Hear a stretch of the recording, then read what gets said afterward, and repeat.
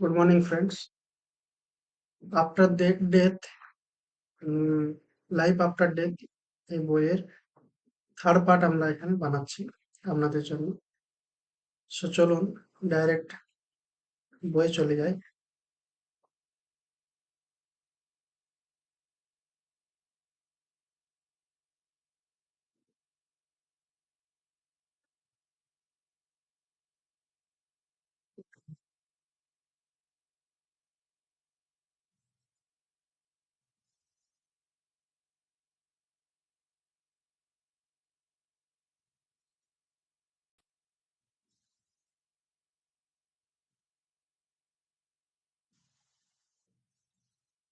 যখন আপনি বুঝতে পারেন যে প্রকৃতপক্ষে কোনো শারীরিক বিচ্ছেদ ছাড়া আর কিছুই নেই এবং সেই শারীরিক বিচ্ছেদও অস্থায়ী, তখন আপনি উপলব্ধি করবেন যে প্রকৃত অর্থে কোনো মৃত্যু নেই। যখন আপনি এটি একবার ভালোভাবে বুঝে ফেলেন, তখন মৃত্যু ভয় সম্পূর্ণরূপে দূর হয়ে যায়। ভয় দূর হয় কারণ আপনি বুঝতে পারেন যে মৃত্যুর প্রক্রিয়াটা আসলে একটি সুন্দর প্রক্রিয়া। যেমন ধরুন, আপনি যখন আপনার স্কুল শেষ করেন, তখন আপনি গ্রীষ্মকালীন ছুটিতে যান, আপনি একটি বিরতি নেন, বাড়ি যান, অন্যান্য শিশুদের সঙ্গে খেলেন, ভ্রমণে যান। এই জ্ঞান নিয়েই যে পরের বছর আপনি আবার সেই একই স্কুলে ফিরে আসবেন। তবে এবার আরো উন্নত শ্রেণীতে আপনি জানেন যে আপনি আবার স্কুলে ফিরবেন, নতুন পাঠ্যক্রম, নতুন বিষয় এবং নতুন শিক্ষকদের সঙ্গে শেখার জন্য। গ্রীষ্মকালীন ছুটি একটি সুন্দর সময়। দাদু দিদার বাড়ি যাওয়া, কাকা কাকিমার বাড়ি যাওয়া, মামার বাড়ি, হ্যাঁ, মামা মাসি বাড়ি যাওয়া, এগুলো সবই আনন্দদায়ক এবং অত্যন্ত গুরুত্বপূর্ণ। ঠিক একইভাবে শারীরিক মৃত্যু মানে আর কিছু নয়, আমরা উচ্চতর জগতে ফিরে যাই, আমাদের আত্মিক বন্ধুদের সঙ্গে, আমাদের আত্মিক পরিবারের সঙ্গে দেখা করতে, তাদের সঙ্গে সময় কাটাতে। আমরা অন্যান্য মাত্রায় ছুটিতে যাই। যদি আপনার অধিক পুণ্য থাকে, যদি আপনি অনেক সেবা করে থাকেন, তবে সেই পুণ্যের সঞ্চয় আপনাকে অন্যান্য ছুটি কাটানোর সুযোগ দেয়। অসংখ্য মাত্রা বিদ্যমান। এই জ্ঞান নিয়েই আমরা আবার ফিরে আসি শেখার জন্য। সুতরাং এটি একটি সুন্দর যাত্রা এবং এই যাত্রা অব্যাহত থাকে। আপনি বছর পর বছর স্কুলে ফিরে আসবেন। আপনি ততদিন স্কুলে ফিরে আসবেন যতদিন না আপনি স্নাতক হন, যতদিন না স্কুলে যা শেখানো হচ্ছে, শেখানো আছে সব শেষ হয়, যতদিন না আপনি উত্তীর্ণ হচ্ছেন, ততদিন আপনি বারবার ফিরে আসবেন। প্রতিবার ফিরে এলে আপনি নতুন একটি পাঠ শিখবেন। প্রতিবার আপনার থাকবে একটি নতুন দেহ, একটি নতুন শারীরিক দেহ, একটি নতুন অ্যাস্ট্রাল দেহ এবং একটি নতুন মানসিক দেহ। তাই যখন আপনি এটি বুঝতে পারেন, তখন আর কোনো ভয় থাকে না।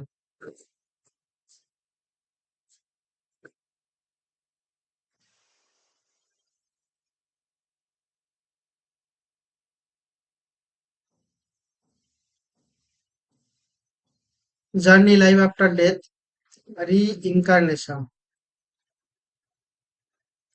এই দেখুন, এটা হচ্ছে পৃথিবী। এখান থেকে physical death, astral plane, astral death, mental plane, mental death, casual plane এবং বৌদ্ধিক অ্যান্ড নির্বাণিক প্লেনস। তো চলুন পড়ে বুঝি বিষয়টা কি। দেখুন, এটি এমন একটি প্রক্রিয়া যেখানে আমরা কজাল স্তর থেকে পুনর্জন্ম গ্রহণ করি।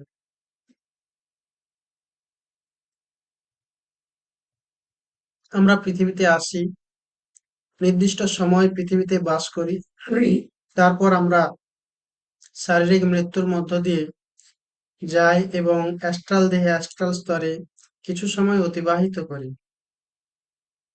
কারণ শারীরিক দেহ পরিত্যক্ত হওয়ার পর আপনার কাছে থাকে কেবল অ্যাস্ট্রাল দেহ। তাই আমরা অ্যাস্ট্রাল দেহে, অ্যাস্ট্রাল জগতে বাস করি। এরপর আমরা আরেকটি মৃত্যুর মধ্য দিয়ে যাই, যাকে বলা হয় অ্যাস্ট্রাল মৃত্যু। এরপর আমরা মানসিক দেহে মানসিক স্তরে প্রবেশ করি। শেষে আমরা মানসিক দেহ পরিত্যাগ করি। যখন মানসিক দেহ ত্যাগ করা হয়, তখন আর কোনো স্তর অবশিষ্ট থাকে না। তখন আপনি বিশুদ্ধ চেতনা, আপনি বিশুদ্ধ আত্মা। তখন আপনি ঘরে ফিরে যান। সেই ঘর হলো কজাল স্তর। এভাবেই এই প্রি ইনকার্নেশন চক্র বারবার চলতে থাকে। শেষ পর্যন্ত যখন আপনি একজন পরিণত আত্মায় রূপান্তরিত হন, তখন আপনি সুপ্রাগজাল জগতে প্রবেশ করেন, যেখানে আপনার বৌদ্ধিক ও নির্বাণিক দেহ বিকশিত হয় এবং যখন আপনি নির্বাণিক স্তরে পৌঁছান, তখন সেটিই হয়ে ওঠে চূড়ান্ত জীবন।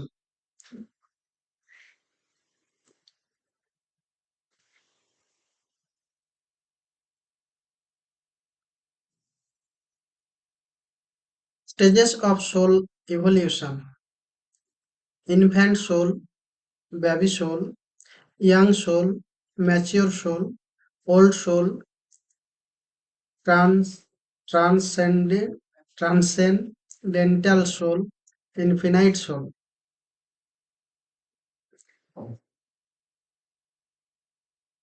সো কি এগুলো একটু বুঝি। আপনি বহু জন্মগ্রহণ করেন এবং বেবি সোল হিসেবে উত্তীর্ণ হন। আবার বহু জন্ম নিয়ে ইয়াং সোল হন। আবার বহু জন্ম নিয়ে ম্যাচিওর সোল, তারপর ওল্ড সোল, তারপর ট্রান্সেন্ডেন্টাল সোল এবং শেষে ইনফিনিট সোল। ইনফিনিট সোল মানে যেখানে আর তুমি ও আমি বলে কিছুই নেই, কোনো সীমাবদ্ধতা নেই, আপনি সবকিছুর সঙ্গে একাত্ম।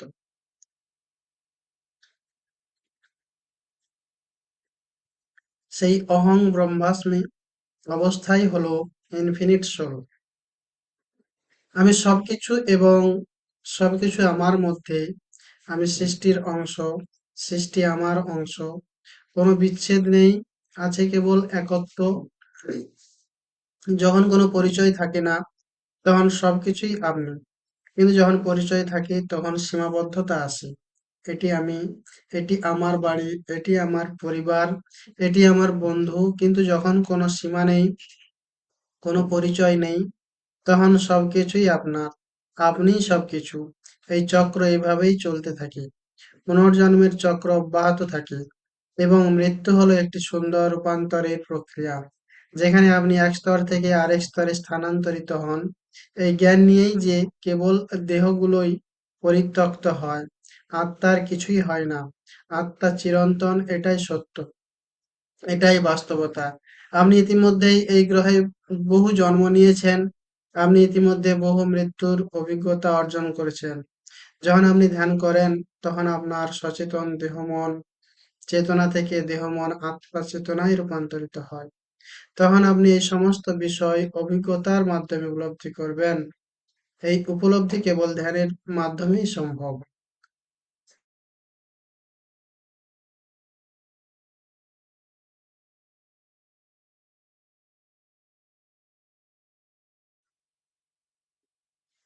এখন কিছু বইয়ের কথা বলছি যেগুলো আপনাকে সাহায্য করবে। যেমন ধরুন the shorts journey, Peter Richelieu, destiny of soul ও journey of souls, Michael Newton, the astral plane, C W. Leadbeater, dying to me dying to be me, Anita Moorjani. Theosophical সোসাইটির বইগুলোতে মৃত্যুর পর জীবনের উপর ব্যাপক গবেষণা করা হয়েছে। তারা ধ্যানে বসে কজাল দেহের মাধ্যমে অ্যাস্ট্রাল ও কজাল জগতে ভ্রমণ করে, অভিজ্ঞতা লাভ করে এবং ফিরে এসে সেগুলো লিপিবদ্ধ করে। তারা যদি করতে পারে, আপনিও করতে পারেন। আপনাকে হতে হবে একজন আন্তরিক শিক্ষার্থী। আপনি যদি আধ্যাত্মিক বিজ্ঞানে আন্তরিক শিক্ষার্থী হন, তবে আপনিও এই সমস্ত অভিজ্ঞতা লাভ করতে পারবেন। এই বইগুলো আপনাকে অনুপ্রেরণা অনুপ্রেরণা দেবে, স্পষ্টতা দেবে এবং মৃত্যু ভয় দূর করতে সাহায্য করবে। জীবনের যে কোনো চ্যালেঞ্জের মুখোমুখি হলেও আপনি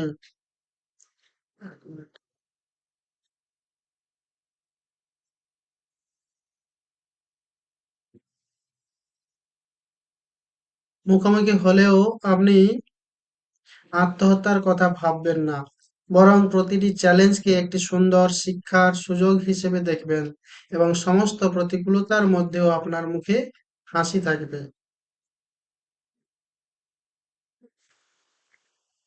আলোকিত ব্যক্তি ও অআলোকিত ব্যক্তির মধ্যে পার্থক্য এখানেই, অআলোকিত ব্যক্তি জীবনের চ্যালেঞ্জ নিয়ে অভিযোগ করে, আলোকিত ব্যক্তি চ্যালেঞ্জকে গ্রহণ করে কারণ সে জানে চ্যালেঞ্জের মধ্য দিয়েই সে বিকশিত হয়। তার দৃষ্টি কেবল আত্মিক বিকাশের দিকে। পরিস্থিতি যাই হোক, সে শেখার দিকেই মনোযোগ দেয়। তখন সে সেই চ্যালেঞ্জের প্রতিও কৃতজ্ঞ হয়, কারণ সেই চ্যালেঞ্জ থেকেই সে সুন্দর পাঠ শিখেছে। তারপর সে তা সংহত করে পরবর্তী স্তরে অগ্রসর হয়। আমাকে অনেকে আমাকে জিজ্ঞেস করেন, স্বপ্ন কি আসলে অ্যাস্ট্রাল জগৎ নয়? অনেকেই জিজ্ঞেস করে।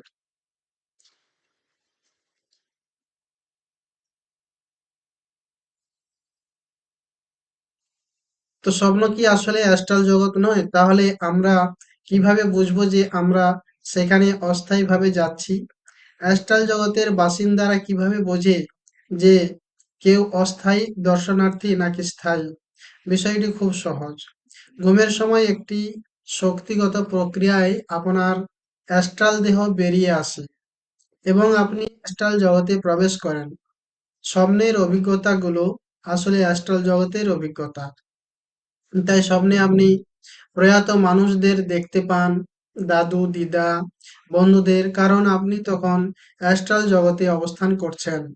পার্থক্যটি হলো একটি রূপালী সূত্র থাকে, যাকে বলা হয় ইথেরিক কর্ড। এটি শারীরিক দেহ ও অ্যাস্ট্রাল দেহকে সংযুক্ত করে। যদি ইথেরিক কর্ড অক্ষত থাকে, তবে অ্যাস্ট্রাল জগতের মানুষ বুঝতে পারে যে আপনি একজন অস্থায়ী দর্শনার্থী এবং আপনাকে আবার শারীরিক দেহে ফিরে যেতে হবে। যদি ইথেরিক কর্ড না থাকে, তার মানে আপনি দেহ ত্যাগ করেছেন এবং পরবর্তী স্তরে চলে গেছেন। নিকট মৃত্যু অভিজ্ঞতার ক্ষেত্রেও একই বিষয় ঘটে। তাদের ইথেরিক কর্ড অক্ষত থাকে, তাই তারা ফিরে আসে। বই পড়লেও গভীর ধ্যান করলে আপনি এই সমস্ত বিষয় নিজে থেকেই বুঝতে পারবেন। আমি যা বলছি তা কেবল আপনাকে ধ্যান করতে, বই পড়তে, ভয় ছেড়ে দিতে এবং একটি সুন্দর অর্থপূর্ণ জীবনযাপন করতে অনুপ্রাণিত করার জন্য। অর্থপূর্ণ জীবন মানে সঠিক অগ্রাধিকার। অগ্রাধিকার আসে স্পষ্টতা থেকে, স্পষ্টতা আসে ধ্যান থেকে। অধিকাংশ মানুষের কাছে ধ্যান সবশেষে আসে। এটি সঠিক নয়। এটি সঠিক নয়। ধ্যানকে যদি প্রথম অগ্রাধিকার করেন, সকালে উঠে ১ ঘন্টা ধ্যান, রাতে ঘুমানোর আগে আবার ধ্যান, তবে সারাদিন শক্তি সুরক্ষিত থাকে। রাতে ধ্যান করলে দিনের সমস্ত নেতিবাচকতা পরিশুদ্ধ হয়, আপনার অ্যাস্ট্রাল দেহ পরিশুদ্ধ হয়, ঘুম গভীর ও অভিজ্ঞতাময় হয়, শক্তি পুনর্নবীকরণ হয়। শক্তি কম হলে ক্লান্তি আসে, স্পষ্টতা কমে। তাই ক্লান্ত, বিরক্ত, রাগান্বিত অবস্থায় কোনো সিদ্ধান্ত নেবেন না। প্রতিদিন সকালে ১ ঘন্টা ও রাতে ১ ঘন্টা ধ্যান করুন। তখন আপনি শক্তিতে পূর্ণ থাকবেন। অন্য কোনো পথ নেই, কোনো শর্টকাট রাস্তা নেই।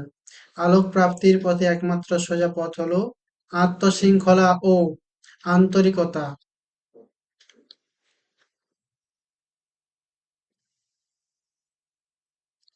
আত্মশৃঙ্খলা ও আন্তরিকতা। যখন তুমি তোমার যাত্রায় আন্তরিক হও, তখন স্বাভাবিকভাবেই তুমি উচ্চতর জগৎ, মহাবিশ্ব, ঈশ্বর, যাকেই ডাকো, তাদের সমর্থন পাবেই। যখন তুমি আন্তরিক হও, তখন স্বাভাবিকভাবেই তোমার পাশে ঐশ্বরিক অদৃশ্য শক্তি থাকবে। যদি তুমি আন্তরিক না হও তাহলে কেউ সাহায্য করতে চায় না। ঈশ্বর তাদেরকে সাহায্য করেন যারা নিজেরা সাহায্য করে। এখানে কিছু প্রশ্ন ও উত্তর উল্লেখ করা হলো।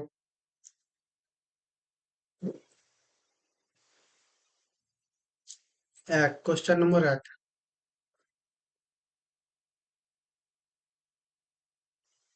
আমরা জানি যে এটি শুধু পৃথিবী নয়, এটি শুধু তৃতীয় মাত্রা নয়, আরো অনেক মাত্রা রয়েছে।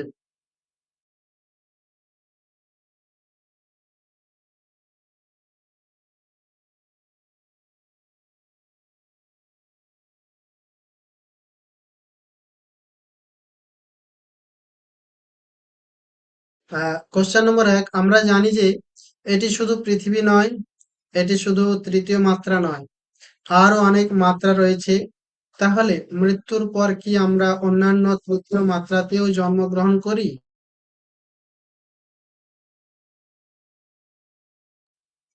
যদি করি তাহলে এখানকার কর্মগুলোর কি হয়? সেগুলো কি আমাকে সেখানে গিয়ে নিষ্পত্তি করতে হয়? যেমন শিক্ষা নেওয়া বা অভিজ্ঞতা অর্জনের মাধ্যমে। পৃথিবী ও অন্যান্য মাত্রার মধ্যে কি কোনো সম্পর্ক নেই? ধরা যাক আপনার আত্মা 100%, তার মধ্যে 15 থেকে 20% অংশ পৃথিবীতে আছে। সাপোজ মনে করুন সেই 15% হতে পারে শিলা, আরেক 20% হতে পারে একই সময়ে অন্য কোনো দেশে থাকা কোনো XYZ ব্যক্তি, আবার আরেকটি XYZ আফ্রিকার কোনো দেশে একজন পুরুষ হতে পারে। আবার আপনার আরেক 20% অংশ থাকতে পারে অন্য কোনো মাত্রার, অন্য কোনো নক্ষত্রমণ্ডলে, অন্য কোনো গ্যালাক্সিতে। সবকিছুই নির্ভর করে আপনার ক্রেডিটের উপর, আপনার বিবর্তনের উপর। যদি আপনি মাত্র কয়েকটি জন্ম নিয়ে থাকেন, আপনি যদি একটি বেবি সোল, ইনফ্যান্ট সোল বা ইয়াং সোল হন, তাহলে একসাথে একাধিক জন্ম নেওয়ার এই বিকল্প আপনার থাকবে না। আপনি যদি বেবি সোল হন তাহলে একসাথে একাধিক জন্ম নেওয়ার অপশন আপনার কাছে থাকবে না। তখন আপনার ফোকাস থাকবে একেবারে একটি অভিজ্ঞতার উপর। কিন্তু আপনি যদি একজন উন্নত আত্মা হন, একজন ম্যাচিওর সোল হন, তাহলে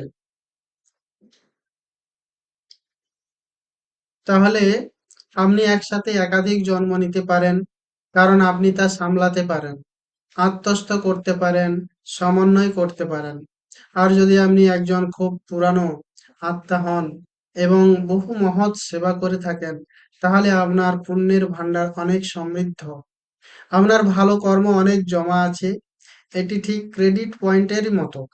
সেই ক্রেডিট পয়েন্ট ব্যবহার করে আপনি যে কোনো মাত্রায় অবকাশ যাপন করতে পারেন। আপনার যতটা ক্রেডিট আছে তার উপর নির্ভর করে। আপনার যদি অনেক ক্রেডিট থাকে তাহলে আপনি একাধিক মাত্রায় অবকাশ যাপন করতে পারেন, অথবা কোনো নির্দিষ্ট মাত্রা বেছে নিতে পারেন কোনো প্রকল্পমূলক কাজের জন্য। অন্যভাবে বললে আপনি একটি ওয়ার্কিং হলিডেতে যেতে পারেন, যেখানে শেখার সুযোগ থাকবে, উপভোগ করারও সুযোগ থাকবে। অফিসে যেমন হয় শুধু সেরা কর্মীরাই ওয়ার্কিং হলিডেতে যায় বা সুযোগ পায়। আপনি ভালো কাজ করেছেন, কোম্পানি উপকৃত হয়েছে, তাই কোম্পানি বলে ঠিক আছে, একটি পেইড হলিডে নিন, আপনি ছুটিতে যাচ্ছেন, কিন্তু কোম্পানি আপনার ছুটির খরচ দিচ্ছে। অবকাশের সময় চাইলে 1-2টি মিটিংয়ে অংশ নিতে পারেন, সেটি আপনার ইচ্ছা। মূলত এটি ছুটি, তবে পেইড ছুটি। ঠিক তেমনি আপনার ক্রেডিট অনুযায়ী আপনি অন্যান্য মাত্রাতেও জন্ম নেওয়ার বিকল্প পান, সুযোগ পান। ধরুন আপনি XYZ ব্যাংক থেকে ত্রাণ নিয়েছেন, মানে ঋণ নিয়েছেন। আপনি অন্য ব্যাংকে গিয়ে সেই ঋণ শোধ করতে পারবেন না, কারণ এটি সম্পূর্ণই কারণ ও ফলের বিষয়। আপনার চিন্তাই কর্ম সৃষ্টি করে। পৃথিবীতে থাকাকালীন আপনি যে কর্ম সৃষ্টি করেছেন সেগুলো পৃথিবীতেই নিষ্পত্তি করতে হবে। সেই কারণেই আপনাকে পুনর্জন্ম নিতে হবে। আপনার কর্মই আপনার পুনর্জন্মকে সক্রিয় করে।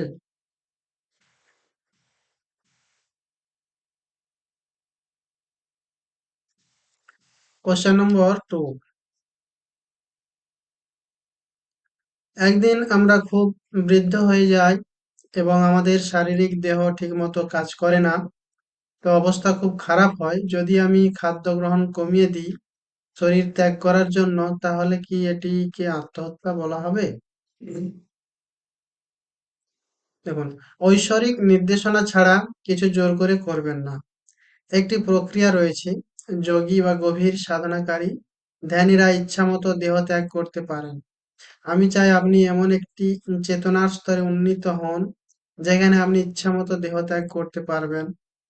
তখন এটি আত্মহত্যা নয়, এটি একটি অত্যন্ত উচ্চ চেতনার অবস্থা যেখানে আপনি জানেন পৃথিবীতে আপনার কাজ শেষ, এখন ঘরে ফেরার সময়। তখন আপনি ধ্যানাসনে বসে দেহত্যাগ করেন। প্রতিদিন ধ্যান করলে আপনি ইচ্ছামতো দেহত্যাগ করতে পারবেন। কারণ আপনি জানবেন এখানের কাজ শেষ, অন্য মাত্রায় আরো কাজ অপেক্ষা করছে। তাই সময় নষ্ট করবেন না। দেহকে অকারণে কষ্ট দেবেন না। আপনি দেহত্যাগ করবেন এবং চলে যাবেন। যখন আপনার জীবন সম্পূর্ণভাবে ঐশ্বরিক সমন্বয়ে থাকে, তখন এই সক্ষমতা আসে।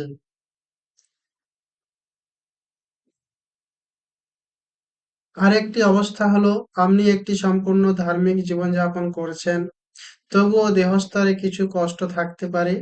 জেনে রাখবেন সেটি কর্ম নিষ্পত্তির জন্য প্রয়োজনীয়। প্রতিটি কষ্টের একটি কারণ রয়েছে।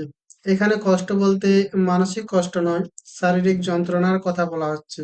দেহে কোনো যদি ব্যথা হয়, তার পেছনে হয় শেখার কিছু আছে, নয়তো কিছু কর্মের নিষ্পত্তি ঘটছে।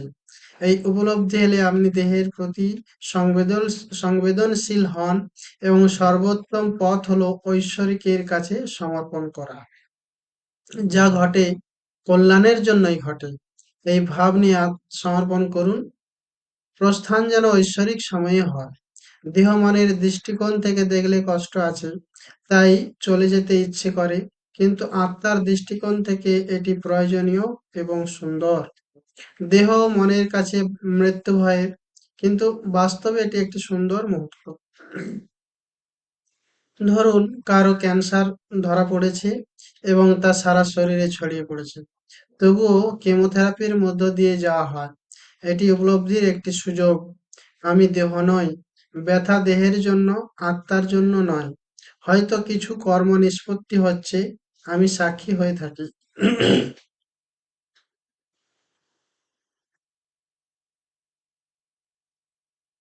অনেক আলোকপ্রাপ্ত গুরু ইচ্ছাকৃতভাবে প্রস্থানের সময় দীর্ঘস্থায়ী রোগ গ্রহণ করেন। বিশ্বকে দেখানোর জন্য আপনি দেহ নন। দেহ অসুস্থ, আত্মা অক্ষত ও পবিত্র। আরেকটি কারণ হলো মানুষের জন্য উদাহরণ হওয়া। দেহের কষ্ট নিয়ে অতিরিক্ত অভিযোগ করবেন না। আপনি সুখী থাকতে পারেন, হাসি রাখতে পারেন। এই উপলব্ধি থেকেই অনুপ্রেরণা নিন। কোশ্চেন ৩।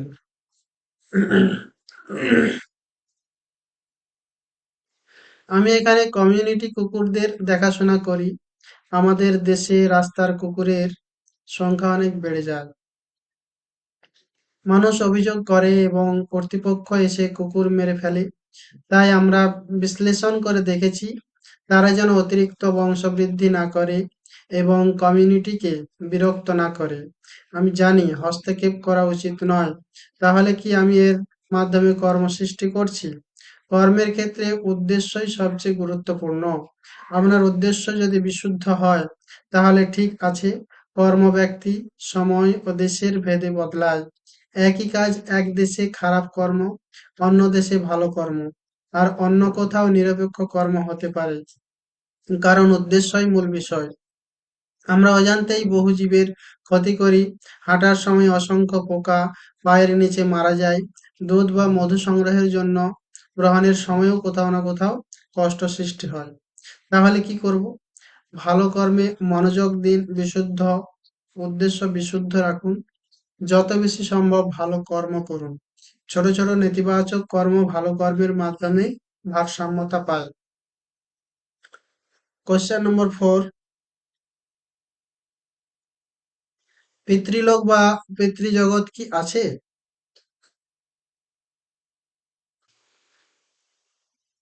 সেখানে গেলে তারা আর আপনার পিতৃ নয়, তারা আপনার বন্ধু, পিতা মাতা সন্তান এসব পরিচয় শুধু পৃথিবীতে। উচ্চ জগতে কেবল বন্ধুত্ব আছে, তারা নিজেদের জগতে ব্যস্ত।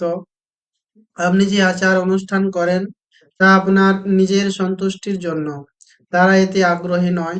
উচ্চ জগতে গেলে স্পষ্টতা আসে, পৃথিবীর সময় মায়া, পৃথিবীর জীবন শেষ। তারা পরবর্তী যাত্রায় মন দেয়। আপনি পৃথিবীতে আটকে থাকতে চান নাকি এগোতে চান, এটি আপনার স্বাধীন ইচ্ছা।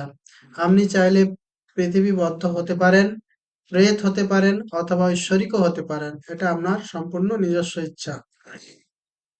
কোয়েশ্চেন নম্বর 5, আমি বহু বছর ধরে কুকুরকে ভয় পাই, কিভাবে এই ভয় দূর করব? অ্যান্সার হচ্ছে, শুধু আপনিই এটি ঠিক করতে পারেন। সম্ভবত পূর্বজন্মের কোনো কর্মের কারণে এই ভয় এসেছে। এই জীবনে কুকুরদের যত্ন নিন, খাবার দিন, ভালোবাসা ও সহমর্মিতা দেখান। যত বেশি করবেন তত ভয় কমবে।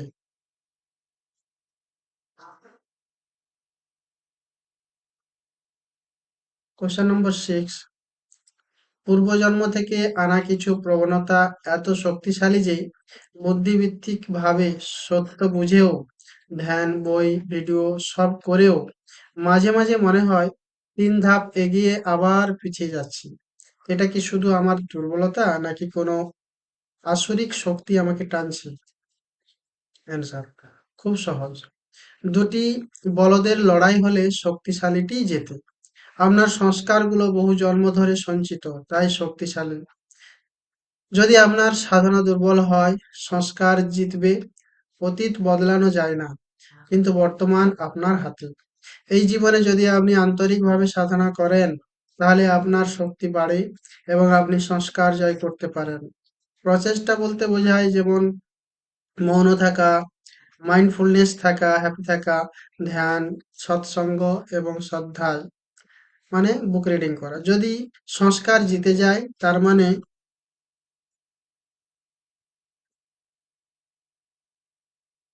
আপনার প্রচেষ্টা আরো গভীর হতে পারে। এমন কোনো সংস্কার নেই যা সাধনার মাধ্যমে ধ্বংস করা যায় না।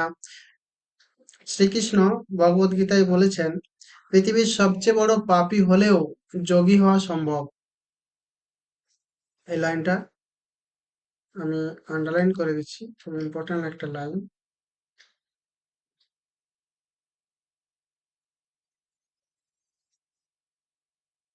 দেখুন কি বলছে,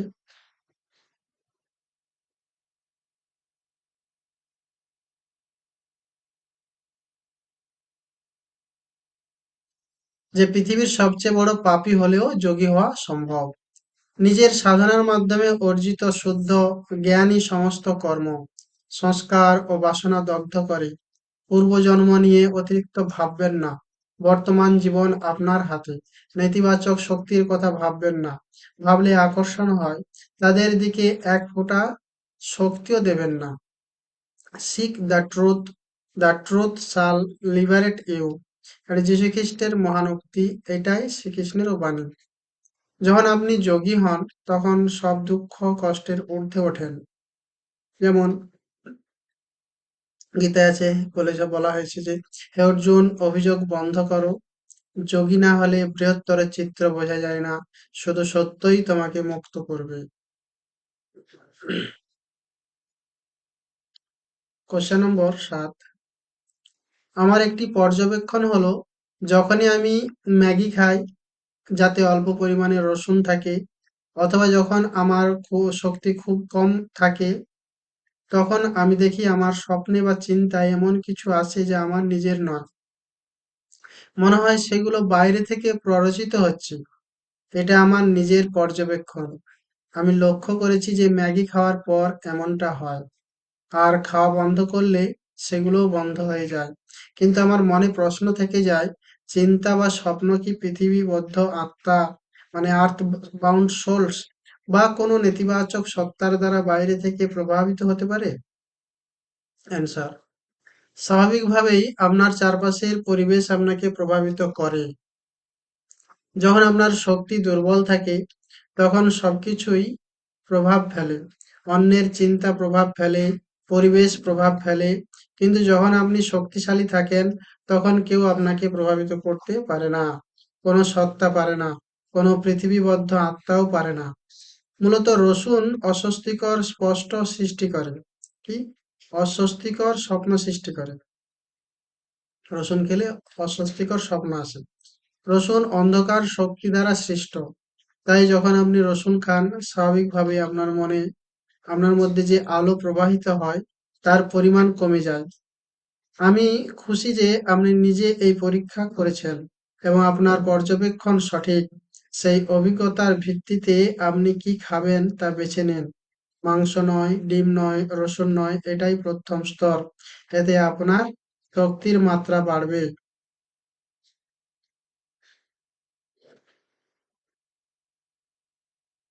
এর পরের স্তর হলো যে হাত যে হাত খাবার রান্না করছে সেটিও গুরুত্বপূর্ণ।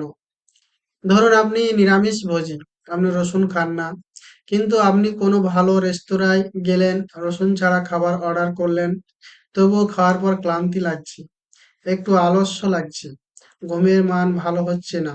কারণ যে ব্যক্তি রান্না করছে সে সেখানে শুধু টাকার জন্য কাজ করছে। নিজের কাজে সে ভীষণ বিরক্ত। সেই খারাপ শক্তি খাবারের মধ্যে চলে যায়।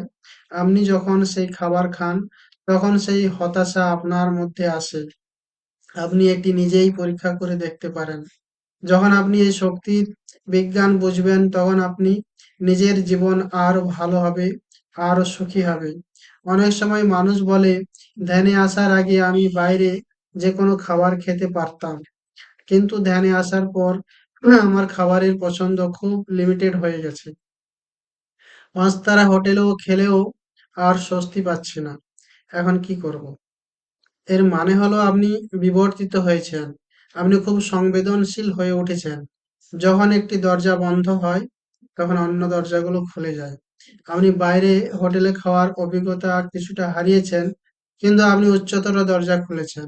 আপনি উচ্চতর আত্মার সঙ্গে যোগাযোগের দরজা খুলেছেন। আপনি স্পষ্ট অন্তর্দৃষ্টি পাওয়ার দরজা খুলেছেন। আপনি কি সঠিক আর কি সঠিক নয় তা বোঝার দরজা খুলেছেন এবং আপনি মুক্তির দরজাও খুলেছেন। বড় কিছু অর্জনের জন্য ছোট ছোট বিষয় ত্যাগ করতেই হবে।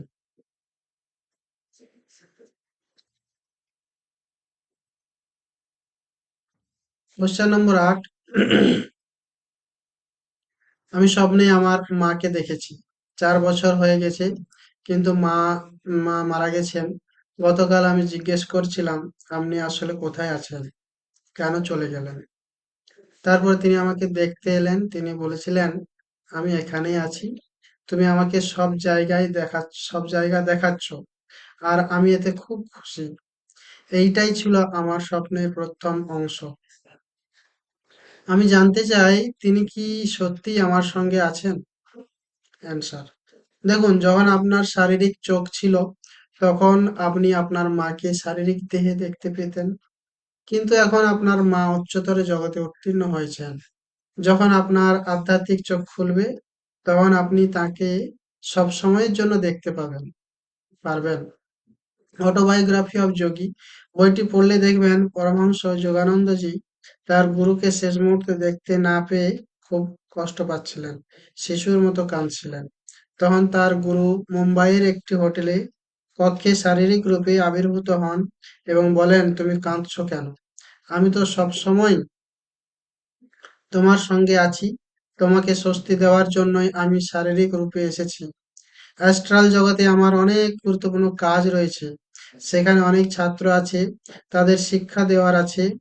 এখন আমার যাওয়ার সময়, কিন্তু আমি সবসময় তোমার সঙ্গে আছি। এটি পরমহংস যোগানন্দের জন্য একটি মহান আলোক প্রাপ্তির মুহূর্ত ছিল। তিনি উপলব্ধি করেছিলেন, মৃত্যু বলে কিছুই নেই। আমার গুরু সবসময় আমার সঙ্গেই রয়েছেন। আপনি যদি আরো সাধনা করেন তাহলে স্বপ্নের মাধ্যমে কোনো বার্তার প্রয়োজন হবে না। আপনার অন্তর্দৃষ্টি, আপনার আত্মা, আপনার উচ্চতর সত্তা সরাসরি পথ নির্দেশ দেবে। সর্বোচ্চ সত্য সাধনার মাধ্যমেই প্রকাশিত হয়। Last page. আমি শুনেছি দেহ ত্যাগ করার সময় এমন যন্ত্রণা হয় যেন হাজারটা বিচ্ছু একসাথে কামড়াচ্ছে। এটা কি সত্য? এটা সম্পূর্ণ বিপরীত। এটি এমন অনুভূতি যেন আপনি একটি ভারী বোঝা নামিয়ে দিচ্ছেন। কল্পনা করুন, আপনি মাথার উপর ১০০ কেজির একটি বস্তা নিয়ে ২ কিলোমিটার হেঁটে চলেছেন। এখন আপনি গন্তব্যে পৌঁছে গেছেন এবং বস্তাটি নামিয়ে দিলেন। তখন কেমন লাগবে? এক বিশাল স্বস্তি, তো এক গভীর আনন্দ। মৃত্যুর সময় ঠিক এই আনন্দই অনুভূত হয়। এটি ঘরে ফেরার আনন্দ, এই সীমাবদ্ধতা থেকে মুক্ত হওয়ার আনন্দ। যেমন স্কুল শেষে ঘন্টা বাজলেই বাচ্চারা দৌড়ে ক্লাসে চলে যায়, মানে ক্লাসরুম ছাড়ে, ঠিক তেমনি আমি গত বছর ১.৫ বছর ধরে আন্তরিকভাবে ধ্যান করছি। আমার উন্নতি ভালো হয়েছে, কিন্তু পুনরুদ্ধারের সময় খুব বেশি হলে ১০ দিন, তারপর আবার আগের অবস্থায় ফিরে যায়। বুঝতে পারছি না এটা আমার ভয় নাকি কোনো ঐশ্বরিক পরিকল্পনা। অ্যান্সার: আপনি যদি ভালো কিছু করতে চান তাহলে ভালো চ্যালেঞ্জ আসবেই। চ্যালেঞ্জ থাকা সত্ত্বেও যদি আপনি এগিয়ে যান তবেই আপনি বিজয়ী হন। আপনার মধ্যে শৃঙ্খলার অভাব আছে। আপনি যদি সত্যিই আলোক প্রাপ্তির পথে আন্তরিক হন, তাহলে সাধনায় আন্তরিক হতে হবে। এই আশ্রমটি এমন সাধকদের জন্য তৈরি করা হয়েছে যারা এসে নিজেকে পুনরুজ্জীবিত করবে, শক্তি সঞ্চয় করবে, উপকৃত হবে। এটি সময় কাটানোর রিসোর্ট নয়, এটি আন্তরিক অনুসন্ধানদের জন্য। একবার আপনি আলোকপ্রাপ্ত হলে আশ্রমের আর প্রয়োজন থাকবে না। আপনি যেখানেই থাকুন সুখে থাকবেন। বাজারে, কর্মস্থলে, যেকোনো পরিস্থিতিতে, যেকোনো মানুষের সঙ্গে। এই যাত্রাপথে একটি সহায়ক পরিবেশ, একটি ধাক্কা, একটি দিক নির্দেশনা দরকার। এই কারণেই আশ্রমগুলো গড়ে ওঠে।